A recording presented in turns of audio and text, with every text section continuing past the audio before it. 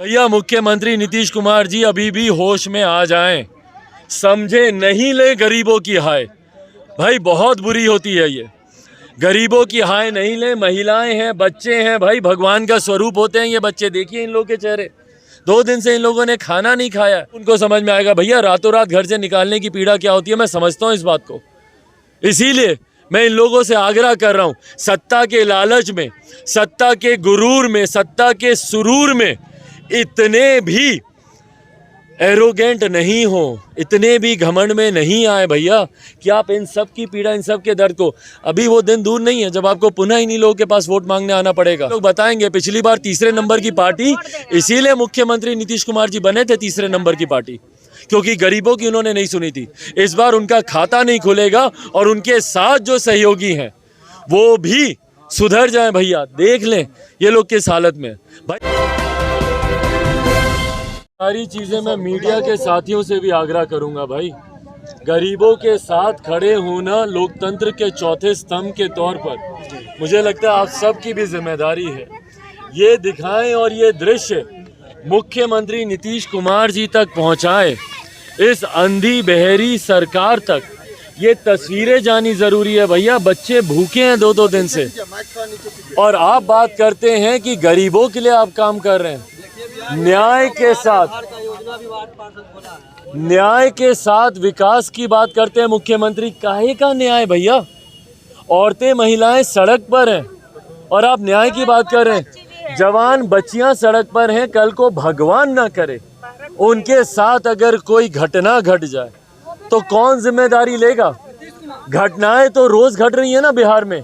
कौन सा दिन ऐसा है जब यहाँ पे बलात्कार, अपराध, डकैती, लूटमार नहीं हो रहा।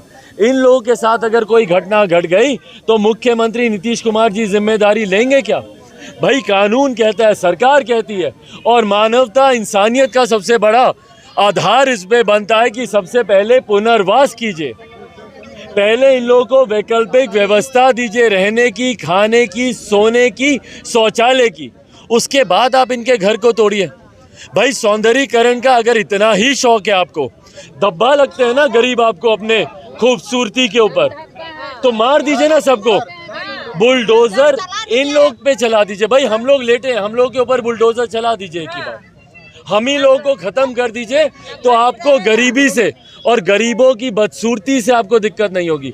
आपके मंत्रियों को चुभन होती है कि भैया उनके बंगले के सामने, अभी पुल के सामने, अभी वहां से भी हम होकर आए हैं, उसके सामने मंत्रियों को दिक्कत इस बात की होती है कि उनके बंगले की खूबसूरती जो ये लोग खूबसूरत बनाया है, कांच, शीशा, लीपा पोती सब करके, तो उसके सामने गरीबों की झोपड़ी, गंदगी दिखती है इनको, तो सबको हटाओ। तो भैया गरीबी को हटाने के अच्छा गरीबों को हटा दो ना, बुलडोजर चला दो। तिल तिल कर मारने से अच्छा है बिहार में सब गरीबों को मुख्यमंत्री नीतीश कुमार जी एक ही साथ मार दें भाई। हम सब लोग मरने को तैयार है, पर ये जो तिल तिल करके आप हम लोग को मारे, कहाँ जाएंगे बताइए। बच्चे 2 दिन से भूखे हैं, कौन खिलाएगा इन लोगों को। इनका आशियाना तो आप लोगों ने तोड़ दिया एक झटके में। एक बार भी सोचा कि महिलाएं हैं, बुजुर्ग हैं भैया, किसी को समस्या होगी, स्वास्थ्य की होगी, कहाँ जाएगा, कहाँ रहेगा, कहाँ खाएगा।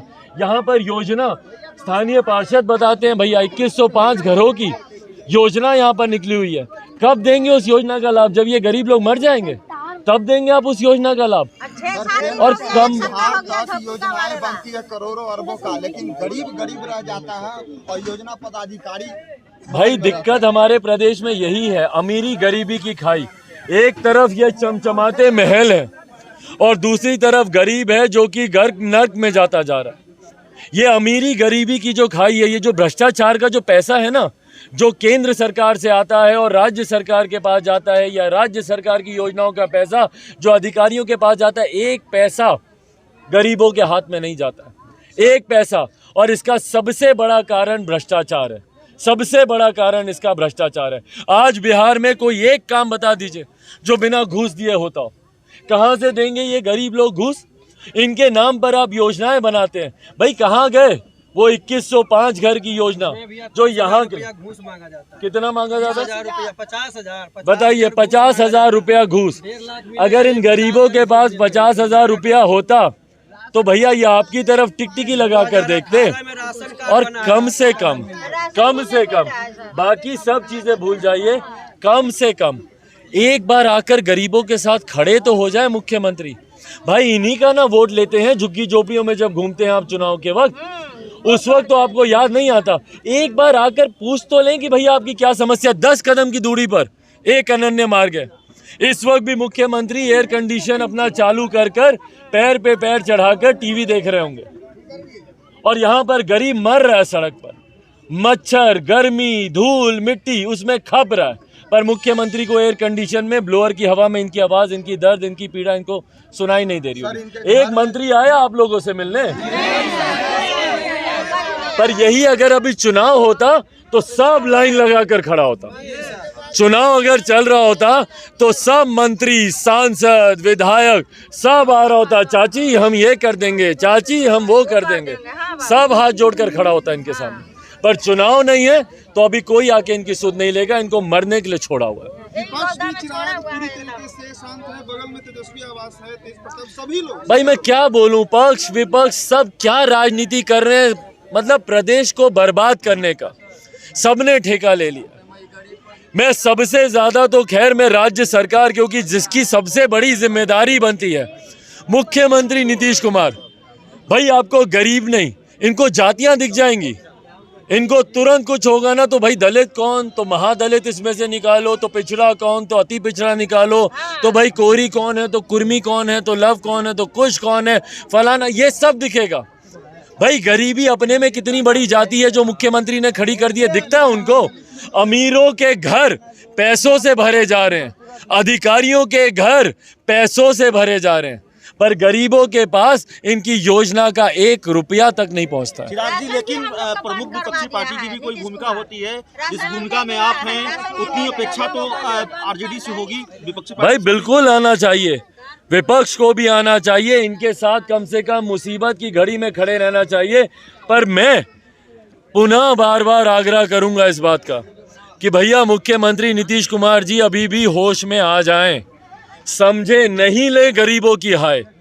भाई बहुत बुरी होती है ये, गरीबों की हाय नहीं ले। महिलाएं हैं, बच्चे हैं, भाई भगवान का स्वरूप होते हैं ये बच्चे, देखिए इन लोगों के चेहरे, 2 दिन से इन लोगों ने खाना नहीं खाया।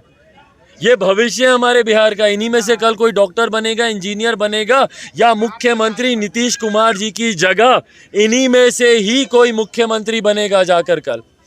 और उस वक्त जब मुख्यमंत्री से को जब घर से बेदखल किया जाएगा तब उनको समझ में आएगा भैया रातों रात घर से निकालने की पीड़ा क्या होती है। मैं समझता हूँ इस बात को, इसीलिए मैं इन लोगों से आग्रह कर रहा हूँ, सत्ता के लालच में, सत्ता के गुरूर में, सत्ता के सुरूर में इतने भी एरोगेंट नहीं हो, इतने भी घमंड में नहीं आए भैया कि आप इन सब की पीड़ा, इन सब के दर्द को, अभी वो दिन दूर नहीं है जब आपको पुनः इन्हीं लोगों के पास वोट मांगने आना पड़ेगा।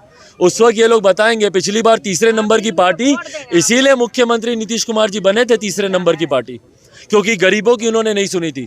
इस बार उनका खाता नहीं खुलेगा और उनके साथ जो सहयोगी हैं वो भी सुधर जाएं भैया। देख लें ये लोग किस हालत में। भाई मेरी भी सीमाएं हैं, पर अपनी सीमाओं में रहकर प्रयास तो मैं कर रहा हूं ना। आपके पास तो ताकत है, आप तो चाहें तो रातों रात एक सिग्नेचर से आप इनका पुनर्वास कर सकते हैं। एक सिग्नेचर से अधिकारी को गया हुआ एक फोन कॉल इनका पुनर्वास कर सकता है।